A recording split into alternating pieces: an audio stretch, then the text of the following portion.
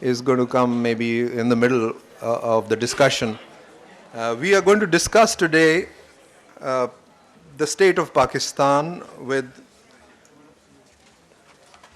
Parvez Hoodbhoy, whom I call the lonely voice of reason in Pakistan, because the first book he wrote was of our scientists thinking that they could produce electricity out of the jinn. Then we have Zahid Hussain, who's recently written a book which goes against the national narrative after 9/11. The interesting part was, of course, the chapter on Lal Masjid, which goes totally against what we think Lal Masjid was all about. That was a very courageous book. And we have Ahmed Rashid, whose narrative we all know, which has been rejected by most of the TV anchors in Pakistan because they don't think he's one of them. This discussion is going to be exciting because you will hear the alternative version of what has happened to Pakistan. If you recall, somewhere in the late 80s, voices started rising in the West saying Pakistan is a failed state or is it a failing state, and we all denied that, and we caught hold of many reasons to challenge the thesis that Pakistan was a failing state or a failed state, but we did agree that it had been for a long time an unstable state. And today we will ask our speakers to expatiate on why Pakistan has been always very unstable. And please don't say that India did it. I think there were other reasons.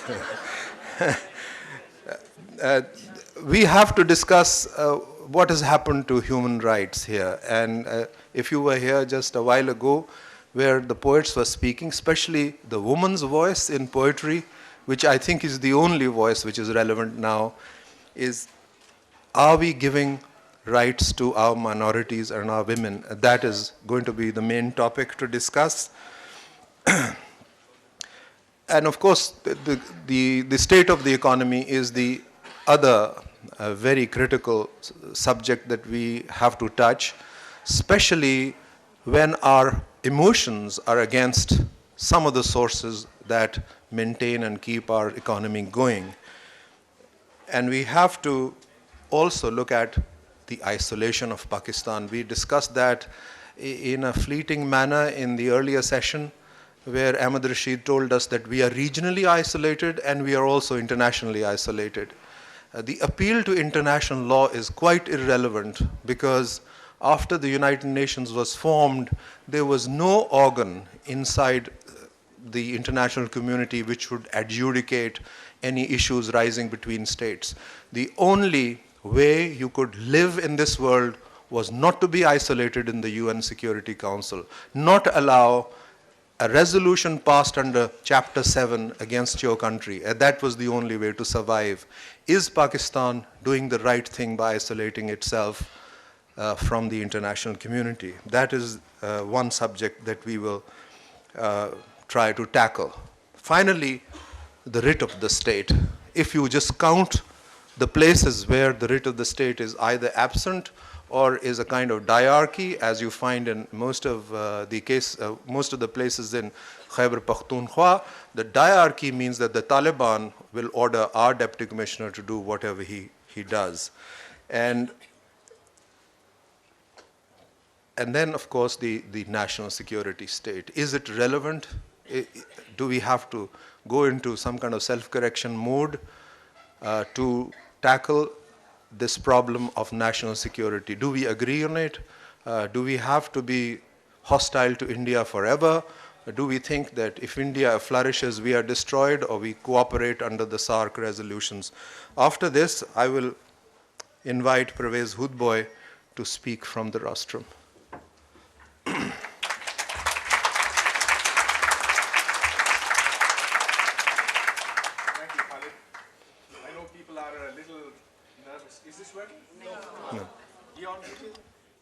You have to. Oh, now, is it working now? Yeah, okay.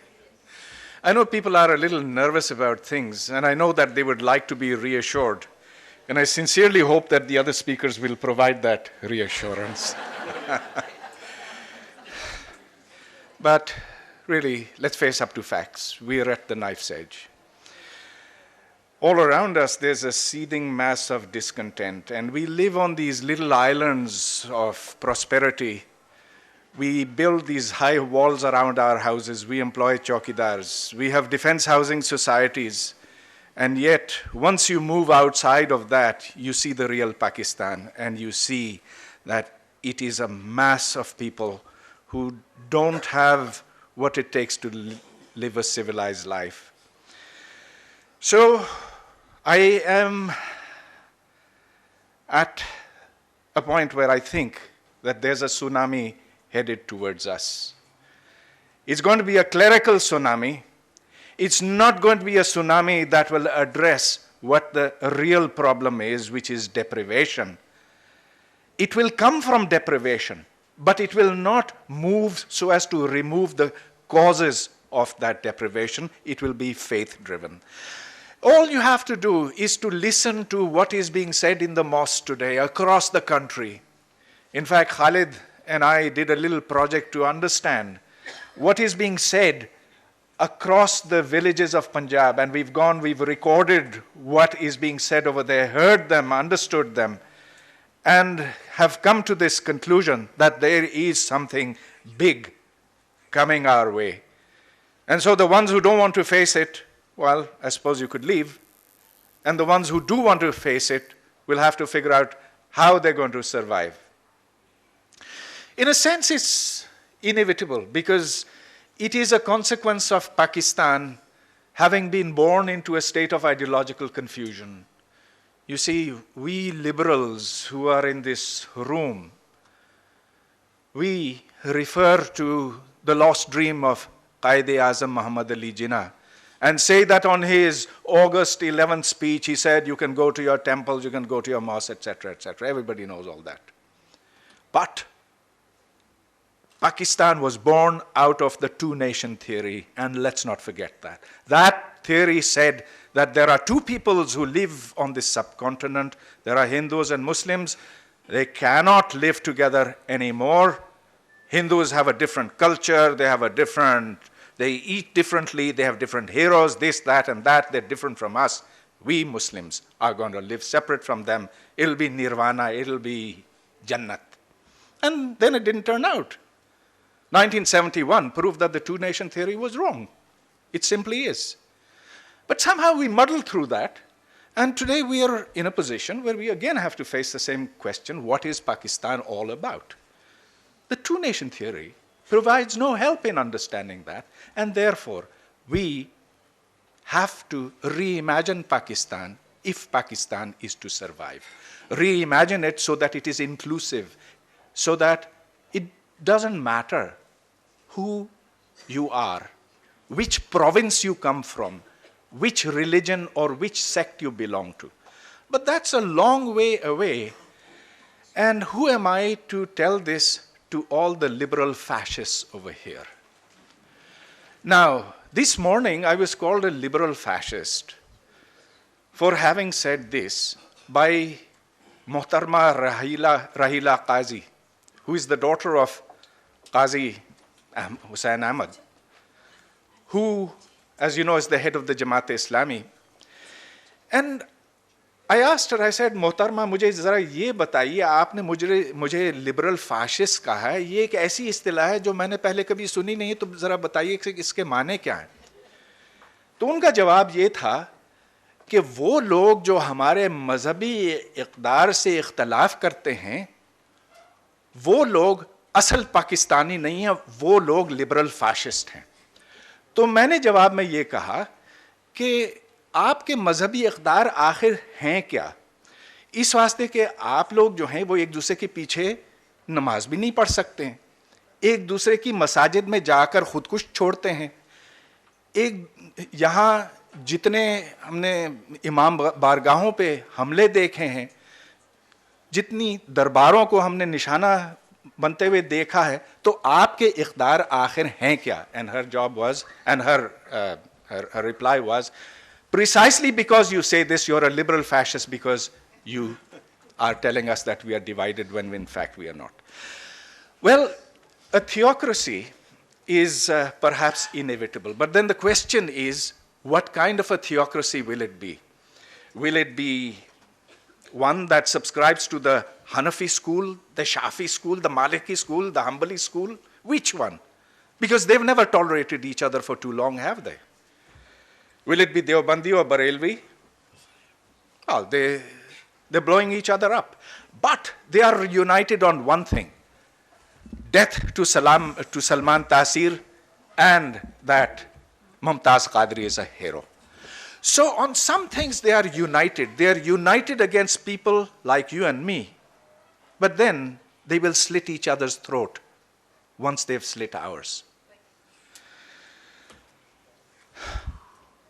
How are we to avoid this fate? Or can we avoid this fate? I don't know. I don't have a crystal ball. But for the believers in this audience, I'd say, get down on your knees and pray for two miracles. The first is that we recognize that our nation, our country is under threat. It's an existentialist threat.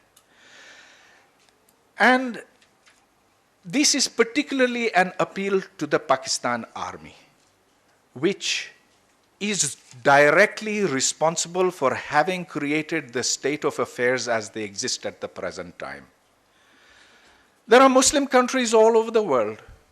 It's not primarily a matter of faith, it's a matter of politics. It's a matter of having exploited religion in a way that has now endangered our survival. Let us remember that the Pakistan Army and the United States jointly engaged in 1979 in creating the greatest global jihad of history, where the CIA and the ISI brought together the most militant, the most dangerous, the most hardened fighters from all over the globe. They trained them, they sent them to Afghanistan to defeat the Soviets. They won. And then, of course, they could have been sent home.